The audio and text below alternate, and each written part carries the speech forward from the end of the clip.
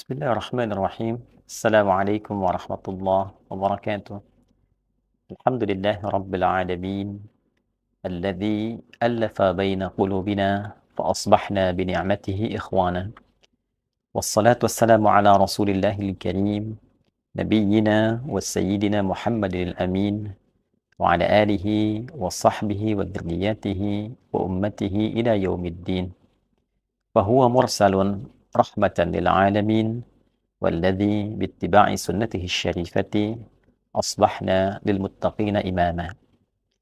Saudara-saudariku, dimanapun berada, semoga video ini menemui kita semua dalam keadaan yang baik, yang sehat, yang mendapat bimbingan dari Allah Subhanahu wa Ta'ala untuk senantiasa menata aktivitas dan perilaku kita sehingga mulia di hadapan Allah Subhanahu wa Ta'ala sampai kita kembali berpulang kepadanya.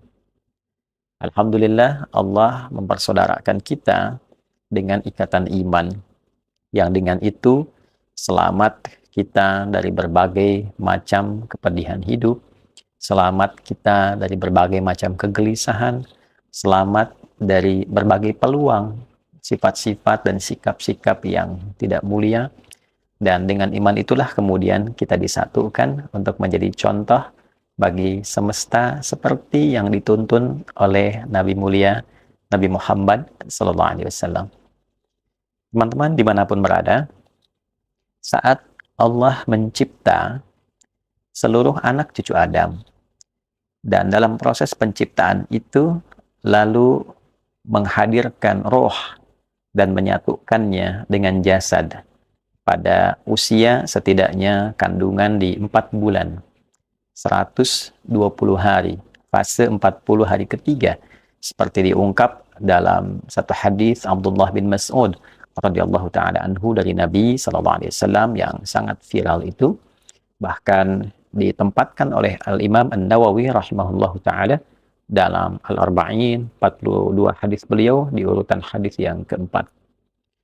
Kalau roh ditiupkan dan disatukan dengan fisik, maka disitulah kemudian terjadi satu komitmen, dialog antara Al-Khaliq, Allah Subhanahu wa Ta'ala, sang pencipta, dengan makhluk yang tercipta.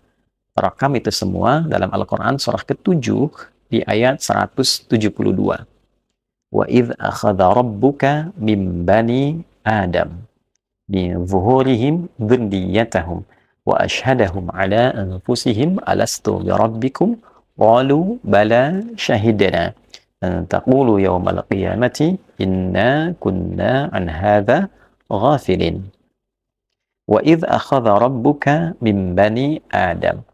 Dan ingatlah, pelajari, pahami, ketahui, sehingga dengan mempelajari itu kita mengerti, dengan mengerti itu timbul ada ingatan dalam diri kita untuk kita jadikan sebagai pedoman.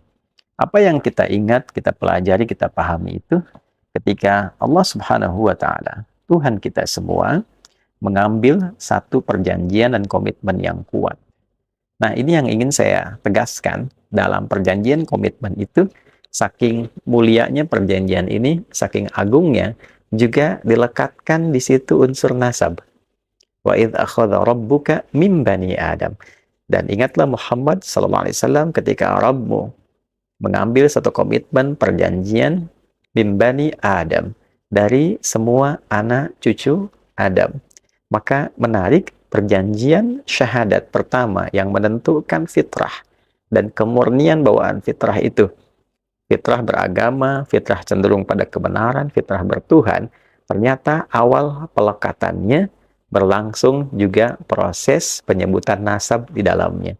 Saking mulianya nasab itu, nasab setiap anak cucu Adam, nasab kita semua manusia yang tersambung pada Nabi Adam alaihissalam menjadi mulia dan dilekatkan kemuliaan itu dalam awal proses penciptaan, lebih detailnya penyatuan roh kepada jasad. Setelah terbentuk menjadi mulia, ahsanat taqwim, dalam bentuk yang sangat rupawan, maka bersamaan dengan itu pun dilekatkan sifat-sifat kemuliaan sebagai potensi akhlak yang bisa dibawa dalam berkehidupan. Penciptanya Khaliq, yang diciptanya makhluk, maka bawaan yang dibawa oleh makhluk ini disebut dengan akhlak. Maka sifat-sifat potensi baik ini ditanamkan dalam wujud makhluk ini supaya bisa dieksplorasi dari ujung kepala sampai ujung kaki menjadi perilaku yang mulia. Dan penyematan sifat kemuliaan ini pun melekatkan unsur nasab di dalamnya. Al-Quran surah ke-17 Al-Isra di ayat ke-70. Walaqad karramna bani Adam. Dan jangan pernah ragukan, demi keagunganku, aku muliakan. Karramna, aku muliakan. Ya, kata karuma, kemudian karrama, turunannya. Dari situ muncul kata karim, dari situ muncul kata karamah, menunjuk pada satu kemuliaan yang berupa sifat yang mengiringi perilaku. Karena itulah orang-orang yang jujur, yang baik, yang rendah hati, berperilaku baik disebut dengan karim. Rajulun karim, imra'atun karimah. Pelekatan sifat ini menariknya juga dihadirkan unsur nasab di dalamnya. Nasab semua anak cucu Adam disambungkan kepada bapak utamanya, bapak genealogisnya. Walaqad karramna bani Adam. Saudaraku, saat dicipta, ditiupkan roh, nasab disebutkan di dalamnya. Saat diberikan sifat-sifat kemuliaan yang bisa digali dan disematkan dalam perilaku, nasab diikutkan di dalamnya. Bahkan ketika kita diminta memenuhi seruan Allah Subhanahu wa Ta'ala yang dihadirkan dari berbagai masjid-masjid itu, nasab pun dihadirkan di dalamnya. Allah Subhanahu wa Ta'ala berfirman di Quran surah ke-7 misalnya, Al-A'raf di ayat ke-31. Ketika Allah menyampaikan, ya bani Adam khudhu zinatakum 'inda kulli masjid. Hai semua anak cucu Adam, kenakan pakaian terbaikmu ya dalam setiap kehadiranmu, memenuhi panggilanmu dari masjid-masjid itu. Kenakan pakaian terbaikmu untuk memenuhi panggilan Allah Subhanahu wa Ta'ala yang datang dari beragam masjid-masjid itu. Dilekatkan panggilan itu dengan nasab. Menjalani kehidupan dari unsur nasab itu, kita diminta belajar dari kakek moyang kita, yaitu Nabi Adam alaihissalam. Bagaimana perilaku beliau, bagaimana kedekatan beliau dengan Allah, pelajaran kehidupan beliau. Maka di dalam surat Al-A'raf, dari turunan-turunan yang sangat menarik tentang kisah-kisah beliau, mulai diberikan pendidikan di surga sampai bertugas di muka bumi, lalu Allah mengatakan supaya kita belajar dari peristiwa itu untuk menjauhi tipu daya setan.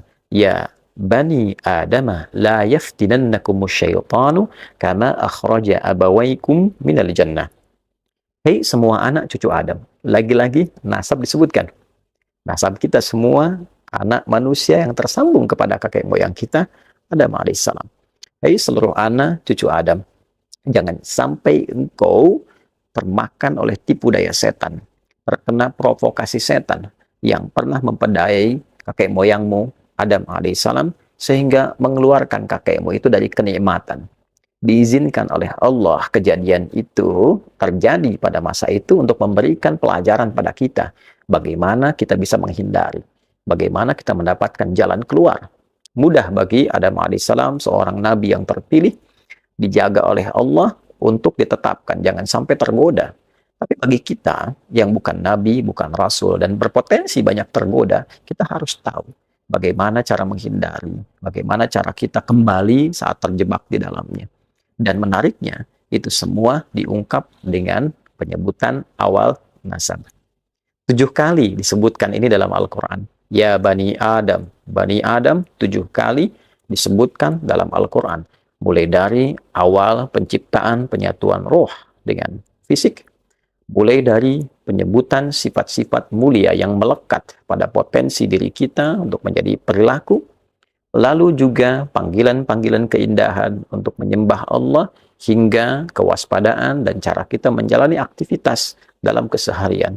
7 kali disebutkan genealogi nasab ini. 7 hari kita beraktivitas dalam sepekan, seakan kita tidak boleh lupa bahwa nasab kita ini begitu mulia. Nasab kita dipertaruhkan. Nasab kita memberikan kemuliaan-kemuliaan tertentu di sisi Allah Subhanahu wa taala, dan dengan nasab itu kita tercipta, dengan nasab itu kita pulang, dan dengan nasab itulah kemudian kita mempertanggungjawabkan segala kegiatan-kegiatan aktivitas kehidupan kita di muka bumi ini. Itulah yang menjadikan segala penyebutan nasab di dalam Al-Quran pada umumnya seringkali menghadirkan contoh-contoh kemuliaan. Terlebih ketika nasab itu dilekatkan pada sosok-sosok tertentu yang mulia secara spesifik. Misal, yang perempuan ada Maryam, wa Maryam binata Imran. Dan belajarlah tentang Maryam, anak perempuannya Imran. Seorang perempuan mulia, nasabnya disebutkan langsung pada ayahnya Maryam, anak perempuannya Imran, karena menunjukkan satu kemuliaan yang sangat luar biasa, satu keteguhan, kedekatannya dengan Allah, bagaimana orang tua merawatnya, akhlaknya yang sangat mulia. Bukan hanya menunjuk kepada nasab keluarganya saja, dari keluarga Imran yang baik, yang mulia, tapi Maryam menunjukkan kemuliaan nasab ini dan menjaganya dengan sifat-sifat perilaku mulia, ketakwaan kepada Allah, sehingga menjadi contoh yang melewati setiap masanya. Bahkan ketika melahirkan putra tunggal beliau, dengan cara yang istimewa pula, dari sikap yang mulia, dari perilaku yang mulia, ibadah yang mulia, maka lahirlah anak yang mulia yang terpilih. Justru itu menjadi harapan kakek neneknya, Imran dengan Hannah, berharap lahir anak laki-laki, kemudian yang lahir perempuan, ternyata cucunya laki-laki, dan diberi nama Isa. Dan jangan lupa, Isa pun alaihissalam disebutkan dengan nasab ke atasnya, Isa bin Maryam. Isa satu-satunya anak laki-laki Maryam alaihissalam. Bagaimana Al-Quran menyifati Isa alaihissalam? Ternyata kemuliaan nasab ini dirangkai dengan kemuliaan perilaku. Sangat viral di Quran surah 19 dengan namanya Maryam, bahkan khususnya di ayat 31 sampai dengan ayat 33 itu. Wa ja'alani mubarakan aynama kuntu wa awsani bis shalah, dan seterusnya sampai kita dapati wassalamu alayya yauma wulidtu wa yauma amutu wa yauma ub'atsu hayya. Ya, keselamatan di dunia saat akan wafat sampai dengan dibangkitkan di akhirat dalam kebaikan. Dan menariknya, beliau juga menyebutkan beliau berbakti kepada ibundanya, beliau mengabdi kepada Allah dengan sempurna, dan juga dipertemukan dengan saudara, nasabnya juga tersambung dalam situasi yang unik. Ayahnya yang meminta itu Zakaria alaihissalam supaya terlahir seorang anak khusus yang Allah saja menganugerahkannya dengan cara yang luar biasa, menyembuhkan kembali istrinya, bisa mengandung, melahirkan, diberi nama dengan Yahya, dan itu pun pemberian dari Allah. Menariknya, ketika turunan nasab ini disebutkan dari Zakaria kemudian melahirkan Yahya, menariknya Yahya disifati oleh Allah dengan perilaku-perilaku yang sangat bisa dan sangat luar biasa diteladani, sifat-sifat yang mulia yang dengan itu ia dikenang. Ya Yahya, khudhil kitaba biquwwah wa atainahu al-hukma sabiyya wa hananan min ladunna wa zakata wa kana taqiyya wa barran biwalidayhi wa lam yakun jabbaran asiyya wa salamun alayhi yawma wulida wa yawma yamutu wa yawma yub'atsu hayya. Betapa banyak keunggulan perilaku yang disematkan dalam sifat-sifat ini, dan dengan keunggulan itu menjadi contoh bukan hanya bagi kita sebagai muslim kini, tapi juga kita bisa melacak itu semua sampai ke keluarga ke atasnya. Puncak semua itu, bila kita kumpulkan seluruh keteladanan dari setiap era nabi-nabi mulia, rasul mulia, maka keseluruhannya kita akan temukan keteladanan itu dalam wujud seorang sosok paling mulia di muka bumi ini, yaitu Rasulullah tercinta Nabi Muhammad Sallallahu Alaihi Wasallam. Maka kemuliaan beliau yang nasabnya juga tidak terputus. Beliau lahir, ayahnya sudah meninggal, tapi nasabnya sangat jelas, yang tentu banyak tersebar di kitab-kitab yang bisa kita baca. Tidak cukup dengan itu, bahkan di dalam Al-Quran, kemuliaan itu semua ditampilkan lebih dengan kesempurnaan keteladanannya. Laqad kana lakum fi Rasulillahi uswatun hasanah. Sungguh jangan pernah engkau ragukan pada kepribadian Rasulullah itu ada keteladanan yang paripurna, yang terbaik, yang bisa melahirkan pahala. Ujung kaki sampai tarik ke atas, ke ujung kepala beliau yang mulia, semuanya teladan. Pikirannya teladan, pendengarannya teladan, tuturnya teladan, sampai berjalannya pun teladan. Sehingga Al-Quran sangat tegas mengungkap keteladanannya dengan bentuk pujian, wa innaka la'ala khuluqin azim. Dan sungguh engkau itu adalah sosok pribadi agung, pemilik semua keteladanan yang sangat mulia. Wa kana khuluquhul Quran, demikian Sayyidah Aisyah radhiyallahu taala anha ketika ditanya tentang kepribadian Rasulullah, akhlaknya yaitu Al-Quran. Saudara-saudariku dimanapun berada, nasab adalah sesuatu yang sangat mulia untuk kita semua. Ketersambungan nasab juga menjadikan perhatian yang tinggi dalam Islam. Untuk itulah pernikahan diatur, supaya tidak ada kekacauan nasab. Untuk itulah zina dilarang, supaya tidak terjadi keguncangan dalam nasab. Nasab begitu mulia. Dan puncak kemuliaan nasab itu adalah penjagaan terhadap nasab itu dalam bentuk kemuliaan akhlak, kemuliaan perilaku, kemuliaan ibadah, sehingga semua itu terjaga dalam kebaikan-kebaikan. Dan dari situlah kemudian Allah memberikan contoh-contoh keteladanan dalam nasab dan proses penjagaannya dalam bentuk perilaku yang baik untuk kita bisa amalkan dalam kehidupan kita. Itulah yang nampak pada pribadi agung Nabi Muhammad SAW.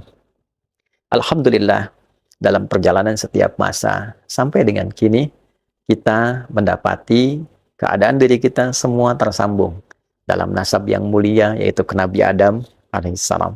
Sebagian dari kita Allah pilihkan. Kita tidak bisa memilih, tapi Allah memilihkan untuk tersambung kepada nasab-nasab mulia, di antaranya nasab Rasulullah Sallallahu Alaihi Wasallam, nasab yang tersambung pada Nabi Agung yang kita cintai semua, Nabi Muhammad Sallallahu Alaihi Wasallam. Itu adalah satu anugerah yang sangat besar dan mendorong kita untuk mencintai semua itu, keturunan-keturunan Nabi Sallallahu Alaihi Wasallam, ketersambungan nasab yang terjaga itu, dan juga amanah Al-Quran, illal mawaddata fil qurbah.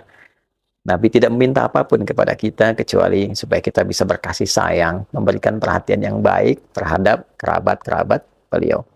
Dan tentunya kepercayaan yang Allah anugerahkan dalam bentuk nasab ini adalah anugerah yang besar juga untuk menjaganya dalam bentuk keteladanan yang pernah Nabi contohkan, yang juga keteladanan yang patut kita tiru. Bagaimana kita ingin meniru Nabi Sallallahu Alaihi Wasallam? Tentu kita berharap dari berbagai macam keturunan yang tersambung itu bisa memberikan duplikat-duplikat yang mendekati, yang menjadi contoh bagi kita untuk mengamalkan dalam kehidupan. Kerendah hatian, kelembutan, kesabaran, ketegasan pada penyimpangan, tapi juga kasih sayang mendalam antar sesama. Muhammad Rasulullah walladzina ma'ahu asyidda'u 'alal kuffar ruhama'u bainahum. Muhammad SAW itu Rasulullah yang paling agung, paling mulia, dan orang-orang yang membersamai beliau. Ma'nya ma'iyah, walladzina ma'ahu, ma'iyah membersamai, dekat, ya, boleh jadi tersambung nasab ataupun juga tersambung pada keumatannya, ya, yang mencintai beliau.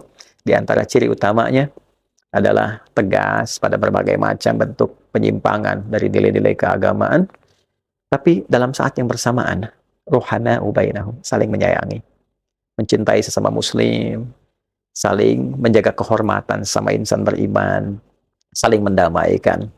Dan cukuplah dengan iman saja kita berdamai demi melahirkan ketenangan, kenyamanan, dan kemuliaan. Quran surah ke-49 di ayat ke-10, innamal mu'minuna ikhwatu fa aslihu baina akhawaykum. Sungguh setiap insan beriman itu bersaudara. Bahkan menggunakan adatul hasri, innama.